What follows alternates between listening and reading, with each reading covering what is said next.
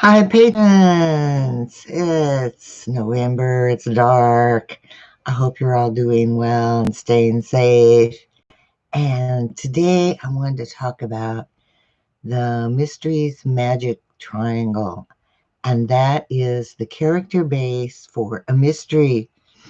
So, unlike most novels with a hero and a villain, a protagonist, an antagonist, a mystery requires three main characters, and that's the victim, the villain, and the sleuth.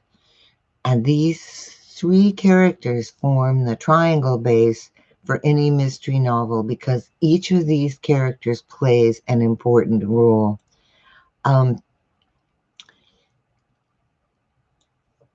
in a series with the same sleuth, each story has a different victim and villain, and the sleuth works to discover the relationships between the victim and the villain that leads to the final puzzle piece, the reveal. It's the same sleuth, but different victim and villain. And when you understand each character, you can build relationships and antagonisms that lead toward the conclusion. So, without a strong background for each of these three characters, um, your story's probably going to fall flat um, because the characters aren't well developed. Your reader may guess the villain. The victim doesn't seem worthy of killing, which doesn't seem worthy of a whole novel written about them. And your sleuth won't be challenged. So let's take a look at all three of them. The victim is the raison d'etre of a mystery. Without the victim, your sleuth would have nothing to do. No clues to find, no suspects to interview, no puzzle to solve. There wouldn't be a mystery. So you need a victim. And as a writer, you need to build a strong character background for your victim. And I think that's a lot of things that um, new writers don't understand about the victim. You know, they think of it as a dead body, and that's about as far as it goes. But everything that happens in the story revolves around that victim and their life. All the suspects that get interviewed had some kind of relationship with the victim, and the reader follows your sleuth through the investigation. Um, and the reader forms opinions about the victim. They could have been a despicable human, a seemingly virtuous soul, a likable scoundrel, but your reader is going to form opinions about the victim through the lens of the story, how the suspects um, related to the victim, what they tell about the victim's personality. So your victim is definitely more than a dead body.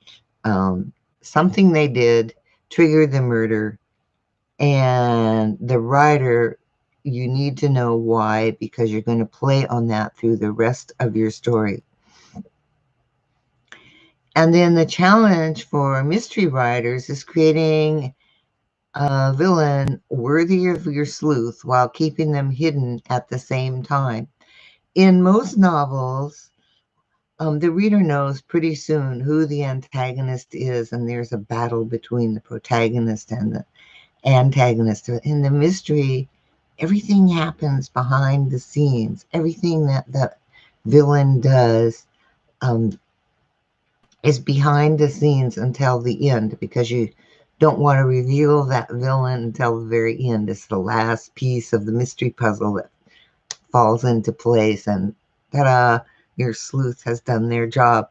So until you know the motivations and methods of the villain, you won't be able to keep them a secret. I think that's one of the challenges for mystery writers is keeping that villain secret and having them work behind the scenes through most of the novel. And you need to know the why and how in order to hide the villain in plain sight.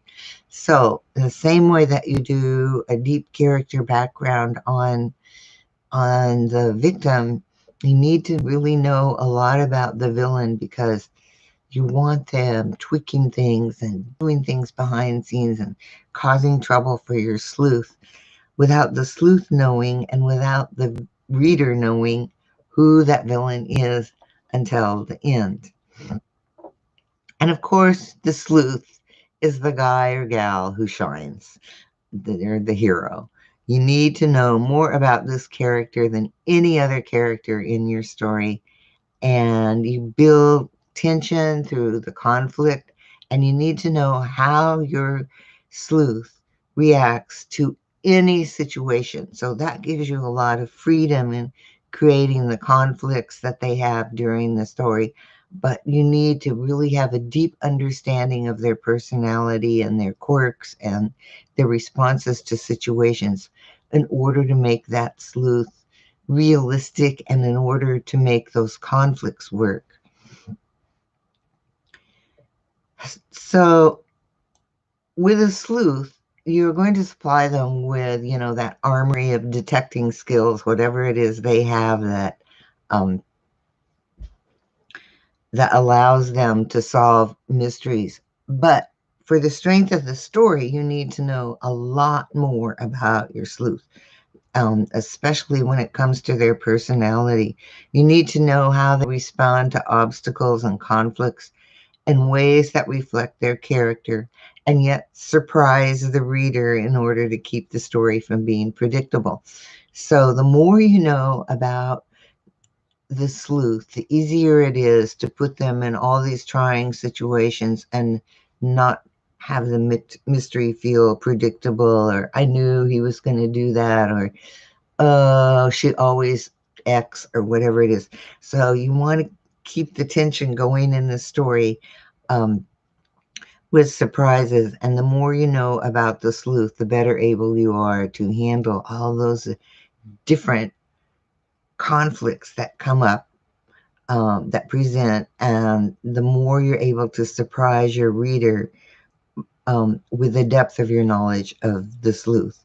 So essentially, what it is creating a strong triangle for each mystery because you have the sleuth, you have the victim, and you have the villain. And those are, especially the villain and the victim, are special challenges for mystery writers because one, like the victim is another character. Usually it's the protagonist and the antagonist.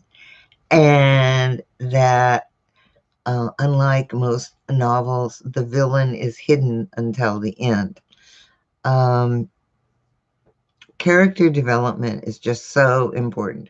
Whatever the plot of the story is, you have to bring it alive with the characters and really knowing your characters and their motivations and why they do things, and for your sleuth especially, how they respond to things is going to make the story more interesting and keep readers going and guessing until the very end of your story. So I thought I would let you know about that because I think it's really important, and it's a special challenge for mystery writers because it mysteries aren't like other stories in that regard. So thrillers, you pretty much know who the villain is um, soon, and the protagonist is working to stop the villain from doing some dastardly deed, saving the world in some way. And even in crime novels, which and I know, in the UK, mysteries are labeled crime novels. But I'm thinking of mainly police procedurals. It's a little bit different. Sometimes in police procedurals, you know who the villain is, and it's up to that main character, the detective, to actually find the villain. So there's a little bit of crossover there. But in a traditional mystery, you need all three, and you need all three for the mystery to work. Okay, so that's it for that. And once again, I want to thank you for your patronage. It means so much to me. And I also wanted to let you know that I'm working away on the grain merchant. Yay, finally at last, no illnesses, no craziness. Well, there's the pandemic, but um, so I'm working away on that, and I'm very happy with what's happening with that story. And I'm working on keeping that villain hidden and revealing a lot about the victim. So I'm looking forward to finishing that. I'm almost there, and I'm very excited for that. So your patronage helps me keep going, and it always inspires me to write more. So thank you very much, and I will see you next month.